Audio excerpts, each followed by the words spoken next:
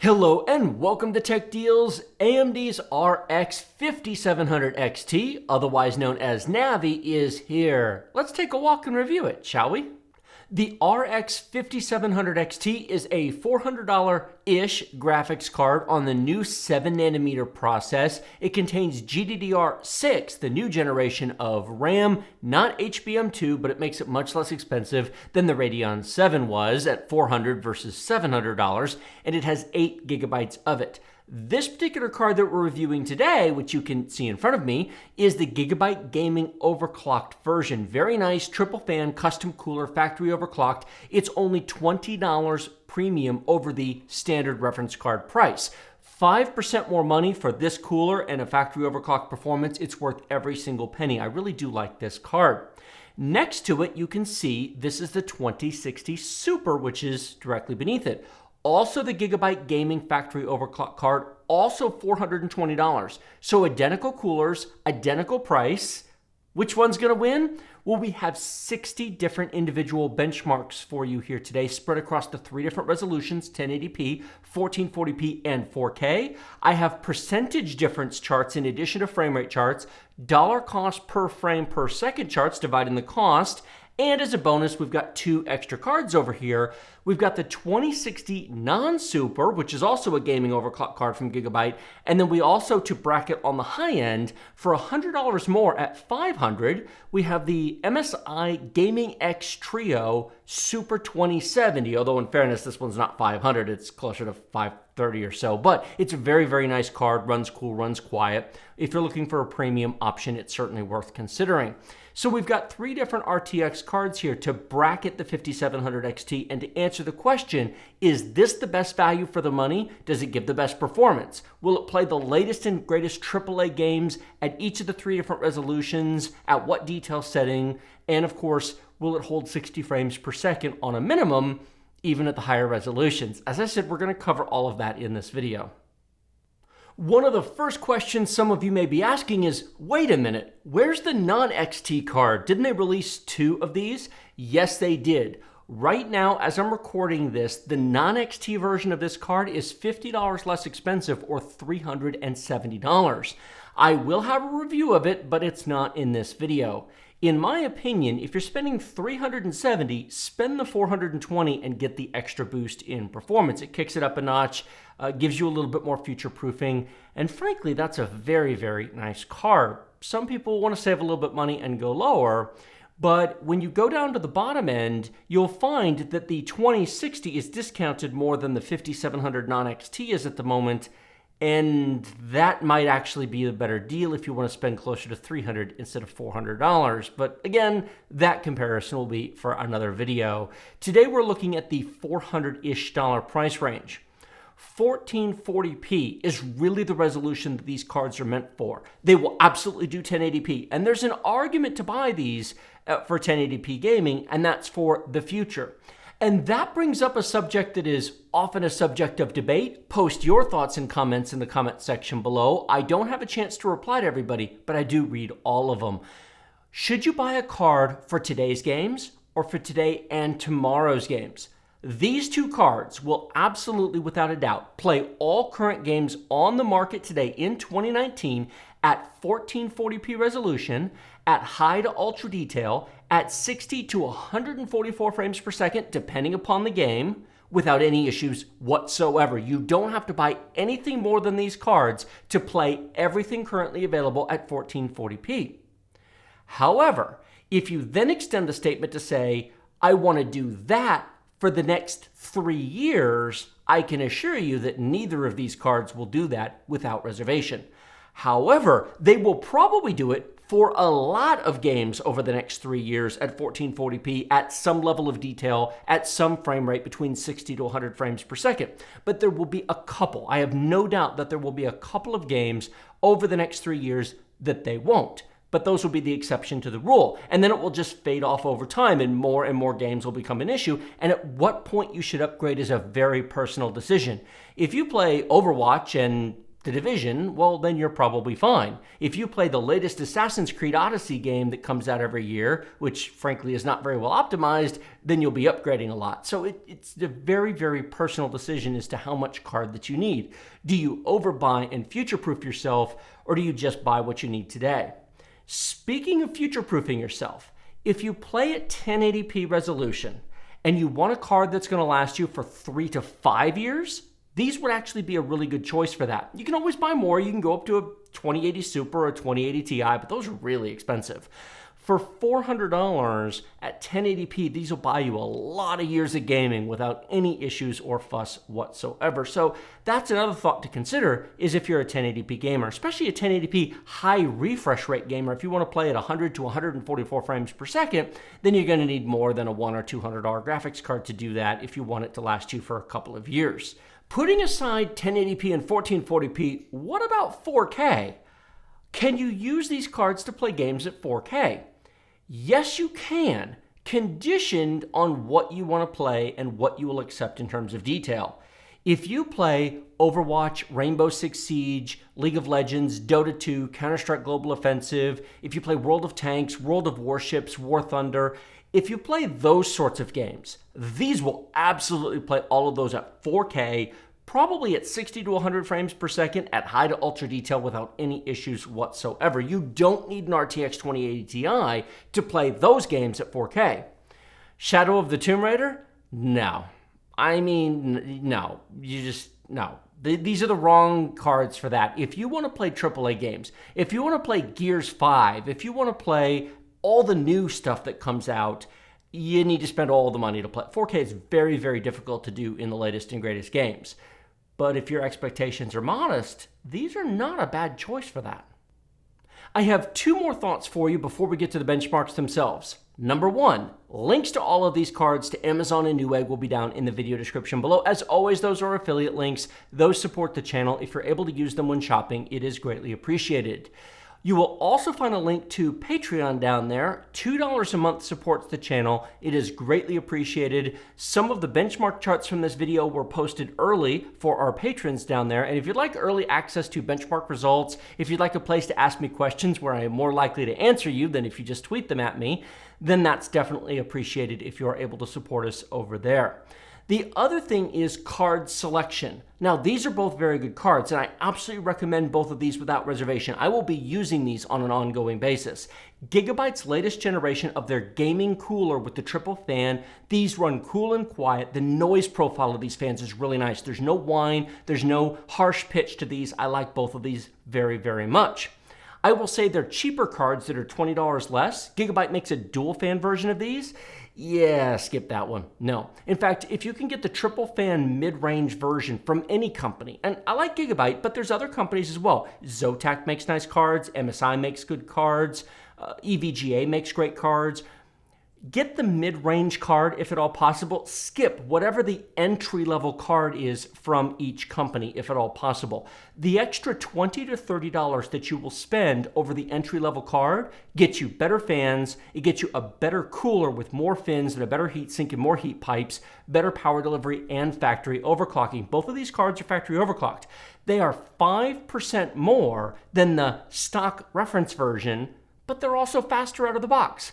It is true that you can manually overclock the reference models, but in my experience, when you do so, they run hot, they run loud because they weren't binned for it and designed for it from the factory. Spend the $20, get the better card, be it these or be it from one of the other companies, and you'll have a better experience over the several years that you're going to own it.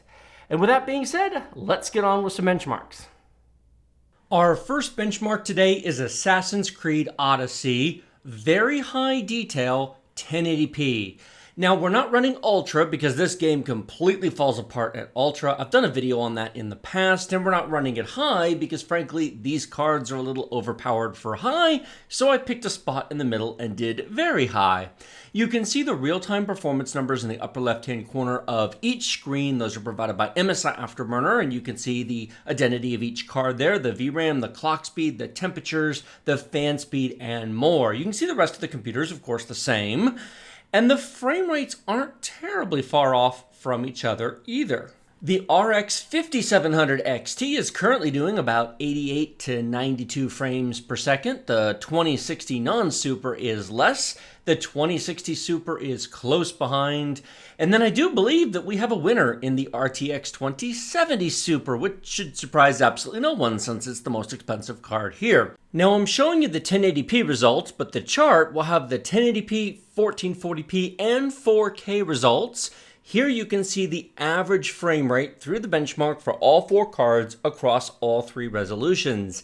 94 frames per second average at 1080p versus 90 frames per second average on the 2060 Super. That's really, really close, but a win for the 5700 XT. At 1440p, we have a tie, 72 to 71. Yes, I know it's one apart. That's effectively a tie. And then at 4K, we have 41 and 42, which isn't really playable, but you could lower the detail down to medium and maybe a mix of medium and high and actually get a playable frame rate, which is impressive for this level of graphics card. Now, what's less impressive are the minimums. Notice that the 5700 XT has noticeably lower minimums at 1080p and 1440p. Now, at 4K, the 2060 has lower minimums, but it only has 6 gigabytes of VRAM, so, well, you shouldn't be using a 6 gig card at 4K these days anyway. But regardless of the average performance, I do think the fact that the 5700 XT drops down on minimums by quite a bit compared to NVIDIA is worth noting. Next up, we have Far Cry New Dawn. This is at Ultra Detail 1080p. Again, I will have the results for all three resolutions, and I'll show you a bit of the 4K test later in this video. But since it's easier to see the results on the screen, I use the 1080p because the MSI Afterburner is nice and big and easy to see the numbers. Notice that we are comfortably above 100 frames per second on all of these. If you have a 1080p 144 Hz monitor and you're looking for a card that can do it, well, you've come to the right place, at least for this game. It's going to vary all over the place. How much card you need depends upon the game. It's also worth noting that we are perhaps over CPU'd here. The CPU here costs more than the graphics cards do, well, with the exception of the 2070 Super, so it's really probably not the CPU you're going to install any of these cards on, but again, we're uplifting the CPU by as much as possible in order to show you what the cards can do. Throw this on an old CPU and, well, frankly, all these performances will compress together by just a little bit. But regardless, a great showing in Far Cry New Dawn. Here you can see the chart, 120 versus 117, 5700 versus 2060 Super. At 1440p, we have 103 versus 92. The 5700 XT pulls ahead a bit here, almost by 10% right there. And then you can see at 4K, we get nearly 60 frames per second at Ultra on a 5700 XT. Wow, I honestly was not expecting that. That's pretty nice. Lower the detail to high, and you could play it on 4K at Far Cry New Dawn. Now, it's not going to always be at 60 frames per second, but you could.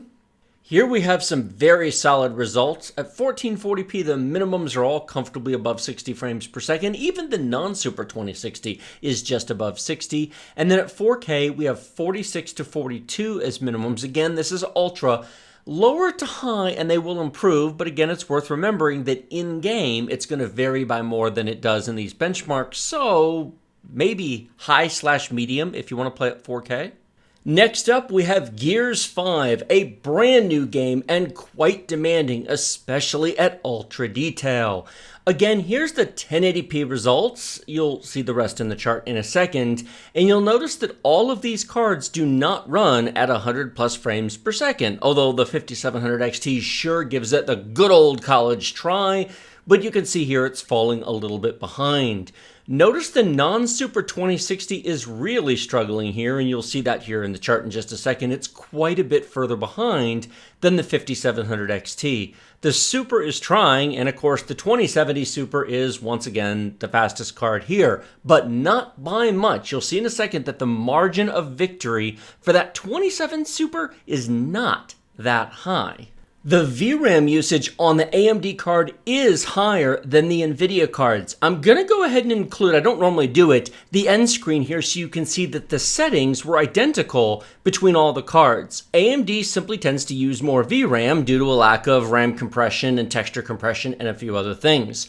So I know that that's going to be a comment that people are going to say, oh man, it's using more VRAM. You must have had the settings different. No, there they are on the screen. You can see them for yourself. They really aren't. AMD just uses more VRAM than NVIDIA does.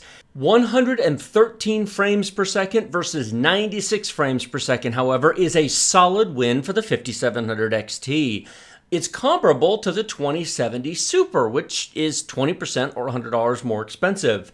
At 1440p, the same story plays out, although the 2070 wins by a tiny bit, but it is 10% faster than the 2060 Super, and then at 4K, well, pretty much the same story. Nothing changes with the minimums, it just moves the numbers down a bit, otherwise it's the same ratio or proportions as the averages. Ghost Recon Wildlands. We are very close to the launch of the sequel of this game, which isn't out yet, which is why the first game is in this benchmark. You can see that the 2060 Super and the 5700 XT on the left-hand side of the screen are neck and neck. This is a great example of a game that goes to show it depends. What game are you playing? What detail setting are you playing? What resolution are you playing? I see a lot of people comment that card A is faster than card B, or card B is slower than card C, and they never say resolution, detail, game, doing what. Because some games will demonstrate a larger difference between cards and some games won't. It really just depends upon the optimizations and the age of the game and how you have it set and what kind of CPU you're using. In this case, very high detail. It's a split between high and ultra, just like Assassin's Creed Odyssey. And you can see here that the 5700 XT and the 2060 Super are neck and neck at 1080p. But at 1440p and 4K, there is a slight edge for the 5700 XT, not a huge one. And then, of course, the 2070 Super wins, but you would certainly hope so given the price. Minimum frame rates, exactly the same across the board for the 2060 Super and 5700 XT. Frankly, not much to see here other than they're very comparable. Shadow of the Tomb Raider. We're doing something different on this one, folks. There are 3 scenes benchmarked in Shadow of the Tomb Raider. The first one you're watching right now, 1080p. The second with the grass and the trees is going to be 1440p. And the third will be at 4K. RTX DLSS is on for all 3 RTX cards. And of course it is off because it doesn't work with the AMD card. You can see here that the frame rate is quite nice across all of these cards. Of course, the 2060 being the least expensive card here is also the slowest card, but it's still doing pretty well, all things considered. Shadow of the Tomb Raider is, however, a year old. For those of you who weren't paying attention, yeah, this came out in 2018, so games age and the world moves on.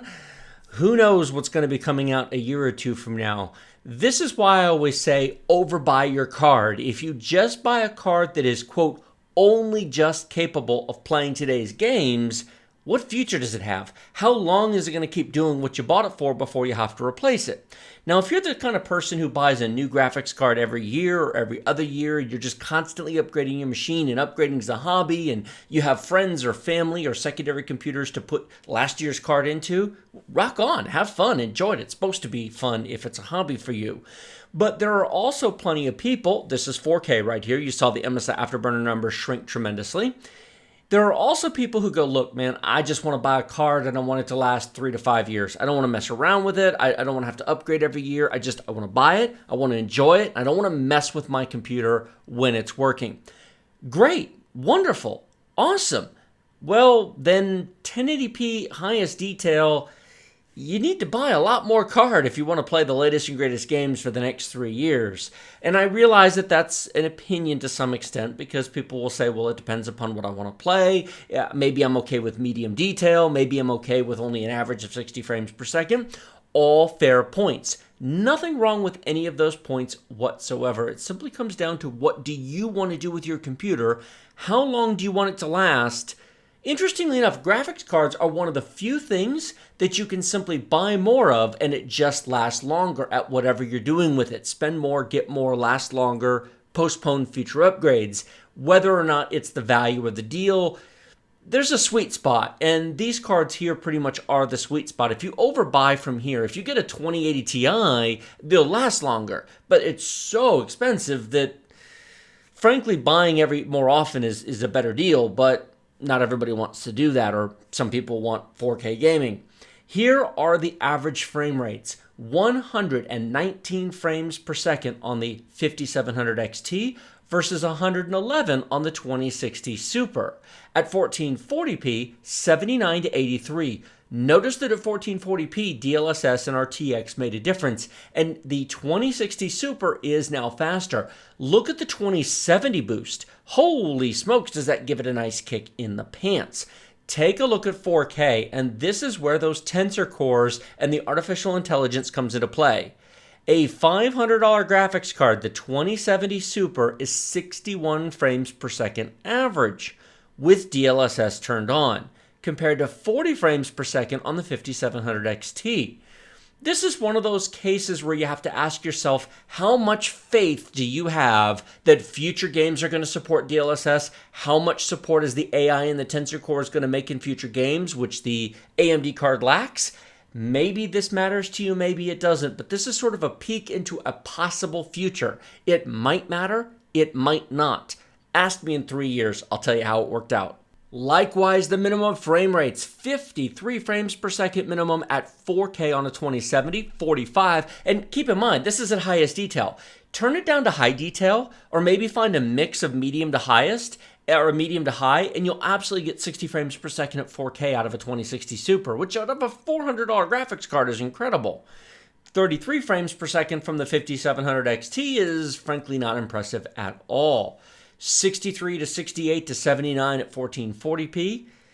Just goes to show what DLSS will do for you when it works. Moving on to a different kind of chart, this is the percentage difference in frame rate between all four cards, normalized to 100% on the RX 5700 XT. The RTX 2060 Super was, on average, 6% slower. I see all over the internet, forums, Reddits, Twitter, people say, oh man, yeah, the 5700 XT, it's much faster than the 2060 Super. Yeah, it's a much better deal. Is it? 6%? I mean, it is faster. It's legit faster. Across the board, you're going to see 5 to 10% more performance on a 5700 XT versus a 2060 Super.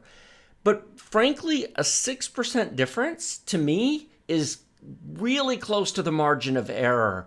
Change the CPU, change the system configuration, change the detail settings, and these numbers will go up and down a few points. The 2070 Super is faster, although a more interesting story might be that there's not really that much difference between a 2060 Super and a 2070 Super.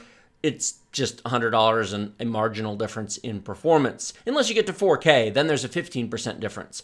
Interestingly enough, mostly thanks to Shadow of the Tomb Raider, all the benefit of the 5700 XT goes away at 4K, and they're effectively the same performance. The interesting thing comes when we look at dollar cost per frame per second. At current prices, the actual value is the RTX 2060 non-Super. You can find multiple of these for sale on Newegg for $329 or less after mail-in rebate if you don't mind. Take a look at this. At 1080p, $3.55 per frame per second versus $3.80 on the 5700 XT, $404 on the 2060 Super, and $451 on the 2070 Super. Stepping up to 1440p, $504 to $480 to $534 to $582. Yeah, these are all really, really close to each other. You're getting what you're paying for. There is a variance here, and certainly the 2070 Super is not nearly as good of a deal as the 2060 non-Super is, but it's not crazy. You're paying a bit of a premium for future-proofing, more VRAM, and not having to change your card out quite so quickly. All of these cards are worth considering depending upon your budget and your needs. Do you prefer NVIDIA versus AMD? That might inform your decision. Do you want to save a little bit of money or spend a little extra to future-proof yourself or be able to play at higher resolutions? That'll inform your decision. These are all fairly priced for their performance. Well, that was a whole ton of benchmarks, and I hope you really like those two charts at the end with the dollar cost per frame per second and the percentage difference. Is the RX 5700 XT faster than the 2060 Super? Yes, it is. Is it tremendously faster? No, it really isn't. The difference is marginal. In a blind side-by-side comparison with the frame rate numbers off if you were just playing games, would you ever notice the difference between these two cards? I submit you wouldn't. And to those of you who say, yeah, absolutely, I can see a 6% difference, try it sometime. You might be surprised. That is a very, very marginal difference. The bigger differences come into play with your preferred brand. Do you have a FreeSync monitor versus a G-Sync monitor? Do you simply prefer the way AMD or NVIDIA runs their business, or the way they make their drivers, or perhaps the extra features that they include? Speaking of extra features, NVIDIA has a much better hardware encoder if you care about such things. If you record your gameplay, or if you record your screen in general, or if you live stream to Twitch, NVIDIA's NVENC encoder is frankly superior to what AMD is offering. And if you are a Twitch streamer, frankly, this entire review is pointless because you're buying an RTX card. If you buy an AMD card because you're a Twitch streamer, I don't know what to tell you, but that's not the correct choice. I am a Twitch streamer, and NVIDIA is the way to go when it comes to hardware encoding. Yes, I know there's CPU software encoding. Don't. As far as the drivers go, that's a personal preference. I will tell you that during my testing, the NVIDIA drivers worked perfectly. I never had a single issue with changing resolutions or changing cards or changing settings or testing. Not one. Not a single issue whatsoever. With the AMD card, yeah. I had to reboot the machine a couple times and change the desktop resolution to test different resolutions because it wouldn't let me switch resolution without messing up the screen or forcing the taskbar on. AMD's drivers are just not as polished as NVIDIA. I understand that's not always been the case. Go back a couple of years, go back to the Fermi years, go back to the Kepler years, and NVIDIA had some missteps. I remember those. But right now, where both companies are at the moment, if you asked me my opinion based upon experience of extensive testing of both brands, NVIDIA has better drivers. And so if you're on the fence looking for something to toss you one way or the other, NVIDIA has a better hardware encoder for video, and in my opinion, they have better, stable, and more reliable drivers at the moment. There is one more thing. NVIDIA has ray tracing and tensor cores, which AMD does not. Now, I am quite certain that there's going to be at least one person in the comments who says, oh, come on, man, you can't run ray tracing on a 2060. It's not fast enough. If you don't have a 2080 Ti, you're just wasting your time. Really? Did you not just watch the benchmarks with Shadow of the Tomb Raider? RTX is not all about just shiny, pretty lights. It's also about DLSS, and it's about the tensor cores. Look at the 4K results again on Shadow of the Tomb Raider. And if you skip through the results, if you watch the first half of the benchmarks and you just got here to the conclusion, go back and watch Shadow of the Tomb Raider. Watch the results at 1440p and 4K and see how far the 2060 Super pulls ahead of the RX 5700 XT. That's a piece of technology that AMD is missing at the moment. AMD has committed to supporting those technologies in the next revision of cards. It's just not these cards. So drivers, then video hardware encoder, and then RTX, tensor cores, DLSS. Those are some features that in my mind make the 6% slower speed, at least in the 5 games that we tested here, not such a big deal. For my money, if I was buying a card right now, those 3 things would weigh harder for me than the extra 6% performance on the AMD side, and frankly would cause me to buy a 2060 Super. If you want those features and the extra performance, allow me to present you a 2070 Super. For $100 more, you can have, instead of a little bit slower performance, faster performance, and all those features. But of course, it's obviously 20% more money or $100 more. That's a personal preference. Spend more, get more. Having said that, these are all great values. Look at the dollar cost per frame per second. They're all worth considering. And frankly, the best value here, as noted, is the 2060 non-super. $329 is the current going rate. There's several cards available for $329, and with mail-in rebates, there's a couple that are a bit below that.